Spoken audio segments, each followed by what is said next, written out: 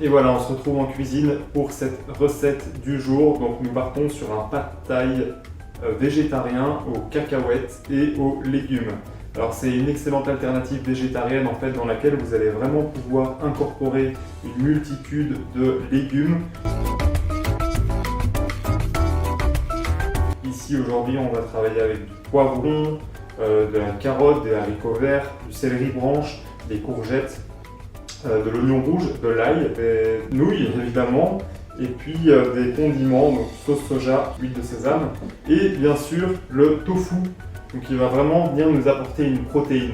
D'accord? Alors l'intérêt de cette recette, c'est que déjà elle est très complète sur le profil nutritionnel, on va y retrouver des céréales, donc des nouilles de riz, mais aussi des protéines complètes avec la présence du tofu lactofermenté. Le gros avantage aussi, c'est qu'on peut vraiment amener beaucoup de légumes à travers cette recette. Des légumes bien sûr que les enfants aiment bien, donc je pense notamment aux carottes, aux haricots verts, aux poivrons à la rigueur, mais aussi des légumes que les enfants ont tendance parfois à être un peu plus sceptiques.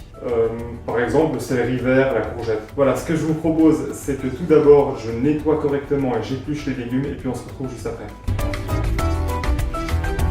Et voilà, j'ai pris le soin de nettoyer correctement mes légumes, j'ai épluché ce qui devait l'être, donc je pense à l'oignon rouge, l'ail, les carottes. J'ai aussi mis de l'eau en chauffe, nous allons pré-cuire nos nouilles. Alors, pour ce qui est des légumes, ça peut paraître des petites quantités, mais bien sûr je ne vais pas faire à manger ici pour 300 ni pour 40. Je reste sur une recette pour 2 personnes, bien sûr je vous transmettrai la fiche technique avec les proportions de la recette qu'il suffira de multiplier, que vous en fassiez pour 2 ou pour 300, ça fonctionne. Aujourd'hui donc, j'ai choisi différents légumes. L'idée en fait vraiment avec cette recette, ça va être d'avoir une taille qui est assez fine et en fait ça va conférer aussi à cette recette un aspect santé. Du coup, la cuisson au wok c'est une cuisson rapide et ça va nous empêcher en fait d'altérer trop de vitamines, d'enzymes, de minéraux et en fait on va préserver un maximum de nutriments pour amener en plus de ce côté gourmand un aspect santé à la recette. Pour ce qui est de la découpe des légumes, vous pouvez bien sûr vous adapter en fonction de votre équipement en cuisine. Je suis bien conscient que tailler des légumes pour 300, c'est pas pareil que en tailler pour 2 personnes. Donc je vous invite à utiliser votre robot coupe si vous en avez, à utiliser ce qui peut vous faciliter la vie, vous faire gagner du temps et gagner en efficacité. Alors moi aujourd'hui je vais principalement tailler avec mon couteau, simplement mon couteau à légumes.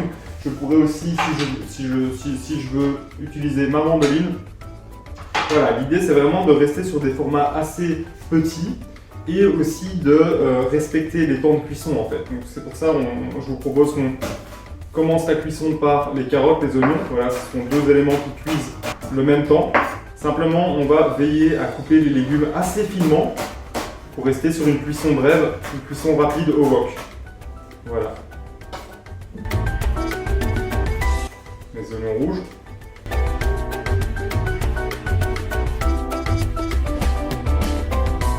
Des coupes assez fines qui va permettre en fait d'avoir aussi un visuel beaucoup plus attrayant. On va avoir pas mal de couleurs à l'arrivée qui va être aussi susceptible de plaire plus aux enfants. Alors il n'y a rien de figé en ce qui concerne le choix des légumes, vous pouvez très bien travailler sur des carottes, mais j'aurais pu aussi bien travailler sur du chou rave. C'est juste que maintenant évidemment on est quand même sur une recette de cantine destinée aux enfants, et c'est sûr que, on le sait, les enfants vont préférer les basiques, les carottes, les petits pois, les haricots verts, les poivrons, voilà, donc on le sait, autant leur faire plaisir comme on peut. Les carottes et mes oignons sont taillés, je vais faire de même avec mes poivrons. Les poivrons. Nous allons réunir les courgettes avec les poivrons pour faciliter la cuisson. Nous sommes sur des temps de cuisson relativement proches. Ensuite, pour terminer, nous allons tailler notre céleri vert et nos haricots verts. Et ceux-ci, nous allons vraiment les ajouter en toute fin de cuisson.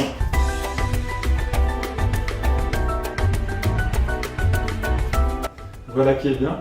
Alors, je vais aussi prendre le soin d'écraser et de presser ou de hacher. Ici, je vais hacher simplement l'ail. Voilà, comme ceci. Nous allons également découper de la coriandre. Alors, on va simplement venir la hacher finement. On l'ajoutera en toute fin de cuisson de notre pad thai. Ça va vraiment être notre exhausteur de goût. Alors ça, pareil, à ajuster en fonction de l'âge des enfants que vous servez. Évidemment, pour les maternelles, je vous suggère plutôt de proposer à part, voire même les petits en primaire, Je sais qu'il y en a de ceux pour qui la coriandre c'est vraiment pas possible. Ça c'est vraiment en fonction des goûts. Et vous pouvez très bien aussi ajouter 1 à 2 feuilles de menthe. Je ne l'ai pas fait aujourd'hui, mais vous pouvez aussi vous faire plaisir. Voilà, la coriandre est taillée, nous la réservons comme les autres légumes dans un petit bol. Voilà, nos différents légumes sont maintenant taillés, que ce soit le céleri vert, les haricots verts, la coriandre, mais aussi l'ail, les courgettes, les poivrons, les carottes de couleur et les oignons rouges. Alors, avant de cuire tout ce petit monde, nous allons pré-cuire les nouilles dans un premier temps et puis nous enchaînerons avec la découpe des noisettes concassées et du tofu et la confection ensuite de la sauce de notre pad thai du jour. Et nous allons maintenant pouvoir cuire nos nouilles de riz. Alors évidemment, vous pouvez utiliser tout type de nouilles. Simplement veillez à bien saler l'eau de cuisson évidemment et respecter le temps de cuisson des nouilles que vous choisirez. Ici, ce sont des nouilles de riz, elles cuisent relativement rapidement, on est sur 3 minutes. Nos nouilles sont maintenant cuites, nous allons donc bien les égoutter et puis nous allons simplement les placer dans un cul de poule rempli d'eau froide pour qu'ils puissent se rafraîchir et de ce fait stopper la cuisson. Le temps de cuisson est vraiment déterminant dans la réussite de cette recette, alors il faut vraiment bien veiller à ne pas dépasser 2 à 3 minutes. Être simplement à côté lors de la cuisson des nouilles permettra d'avoir un contrôle et de pouvoir stopper la cuisson dès que les nouilles sont prêtes. Et on va simplement laisser les nouilles dans l'eau froide juste le temps qu'il faut pour qu'elles aient le temps de refroidir et ensuite nous allons à nouveau les égoutter pour éviter en fait que les nouilles ne se gorgent d'eau. Et nous allons laisser simplement égoutter comme cela pendant 5 bonnes minutes.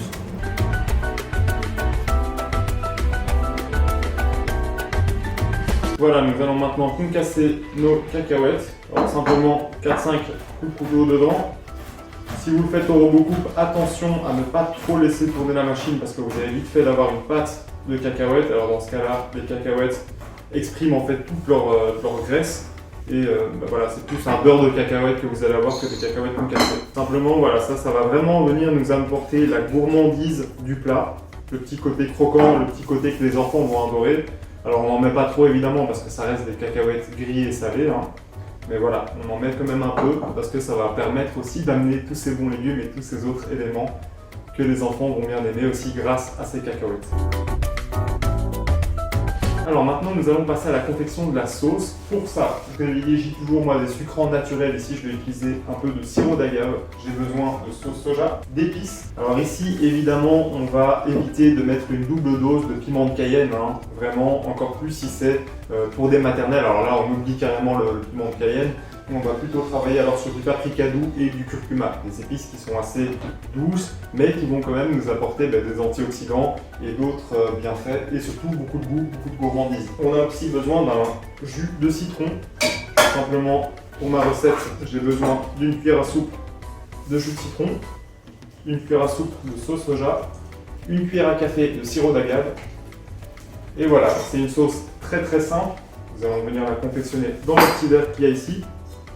Et c'est parti, cuillère à soupe de sauce soja, voilà, cuillère à soupe de jus de citron, voilà. Et le sucrant, on va y mettre une cuillère à café de sirop d'agave. Ça, de nouveau, ça va amener la gourmandise du plat, hein. On reste sur un sucrant naturel. Alors, à l'école, si vous pouvez vous procurer du sirop d'agave, je pense que c'est possible, hein, notamment chez Bitfood ou d'autres fournisseurs qui peuvent éventuellement vous fournir des alternatives biologiques. Mais si c'est pas possible, vous pouvez très bien travailler avec du miel, voire un peu de cassonade, un peu de sucre. Alors pour le tofu, nous allons simplement le découper en petits cubes. Et en fait, ces petits cubes, ensuite, nous allons les faire revenir dans une huile de sésame, vraiment pour amener de la gourmandise, amener beaucoup de goût. Voilà, simplement en petits cubes. Alors je vous invite à choisir dans la mesure du possible du tofu lacto-fermenté. Il est beaucoup plus digeste et beaucoup plus rempli de vitamines et de minéraux. Et ça, généralement, les enfants adorent. Hein. Je veux dire, des petits cubes comme ça, juste frits dans l'huile de sésame, accompagnés des légumes, des nouilles. Et puis, en fait, on va vraiment apporter le côté aussi gourmand avec les cacahuètes, avec la coriandre, avec un peu de sésame. Voilà, simplement une petite brunoise comme ça de tofu, c'est très bien. Et donc voilà, notre brunoise de tofu est taillée. Nous allons simplement la réserver pour pouvoir la frire juste après. Et voilà, notre sauce est réalisée, nos cacahuètes concassées, nos légumes taillés. Nous allons pouvoir passer à la cuisson de ce pad thai. Et voilà, c'est parti pour la cuisson.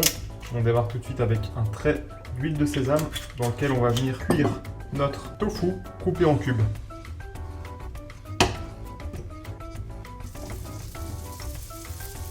On va aussi l'assaisonner de sel et de poivre. Pas trop, hein, parce que la sauce soja est déjà bien salée. Et on laisse simplement frire le tofu. Voilà, simplement le laisser frire environ 30 secondes sur chaque face. En fait, le tofu doit simplement blondir. Il va prendre une belle coloration. Il va être de ce fait un peu plus croustillant, qui va aussi amener un côté gourmand à la dégustation. Alors maintenant, vraiment en fin de cuisson, lorsque le tofu a déjà commencé à bien blondir, on va simplement y ajouter une petite pincée de sésame pour accentuer encore le côté gourmand.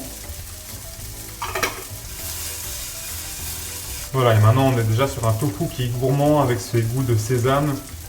Et on est aussi sur une belle alternative végétarienne parce que le tofu en fait a vraiment un profil nutritionnel très intéressant. Une alternative qui possède un profil protéinique très complet en fait et qui est également riche en enzymes, en vitamines, en minéraux, donc c'est parfait pour un apport protéinique végétal. Voilà, maintenant notre tofu est bien blondi, notre sésame aussi, nous allons simplement venir le débarrasser comme ceci et nous pouvons maintenant poursuivre la cuisson en y mettant d'abord les oignons et les carottes.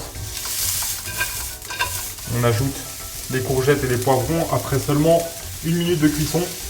La cuisson au wok, comme je le rappelle, va très vite. Et l'idée est vraiment de pouvoir garder du croquant et des vitamines, des minéraux, des légumes. Alors ici on n'assaisonne plus trop les légumes étant donné que notre sauce est déjà bien salée, hein, notre sauce à base de sauce soja, jus de citron. Alors au niveau des épices, j'ai simplement mis l'équivalent d'une pointe à couteau de paprika et une pointe à couteau de curcuma. Et ça, ce sera vraiment à vous de doser en fonction des enfants, de la tranche d'âge à laquelle les enfants que vous servirez appartiennent. Alors ici, de nouveau, 30 secondes plus tard, on va venir ajouter les céleri branches ainsi que les haricots verts. Et puis aussi l'ail, on l'ajoute en fin de cuisson, en fait pour éviter que l'ail ne brûle et qu'il donne ensuite son goût caractéristique amer de l'ail trop cuit, de l'ail brûlé. Au besoin, on ajoute encore un filet d'huile de sésame. Voilà, à ce stade, on va venir ajouter un quart de verre d'eau. Ça va nous faire la sauce. Et on vient poursuivre la cuisson à couvert pendant une bonne minute, le temps que les différents légumes aient bien le temps de cuire. Même si on veut garder évidemment des légumes croquants, il faut quand même qu'ils soient cuits un minimum. Et voilà, la minute est passée. Nos légumes sont suffisamment cuits. Nous allons maintenant pouvoir ajouter le restant des différents éléments. Les nouilles, voilà. Nous allons maintenant ajouter la sauce et le tofu. L'idée ici, ça va être de bien mélanger délicatement cette fois pour terminer la cuisson, pour qu'il y ait un mélange homogène qui se fasse et puis surtout pour éviter de casser les différents éléments, que ce soit les nouilles ou encore nos cubes de tofu. Alors de nouveau, je vous invite vraiment à adapter cette recette en fonction de la tranche d'âge des enfants que vous servirez. Si ce sont des enfants en maternelle, je vous invite peut-être à cuire un peu plus vos légumes que si ce sont des enfants de secondaire. D'accord ? Pareil pour les épices, hein, n'allez pas mettre une triple dose de piment de Cayenne pour des maternelles. Oubliez le piment de Cayenne pour les maternelles. Mettez-en une pointe à couteau lorsqu'il s'agit des secondaires, des plus grands. Alors, l'idée ici, c'est vraiment que l'échange des saveurs se fasse. On ne va pas prolonger trop la cuisson. On vient achever la cuisson, bien mélanger, et on va pouvoir procéder au dressage. Et voilà, notre pad thai végétarien gourmand est donc maintenant réalisé. On a quand même une chouette assiette, une belle assiette, de bon goût qui s'associe bien entre eux. On reste sur un plat qui est assez simple à produire finalement, et gourmand également, avec des influences asiatiques, des goûts qui plaisent généralement aux enfants, et qui vont nous permettre aussi d'incorporer pas mal de légumes. Voilà, merci d'avoir regardé cette vidéo.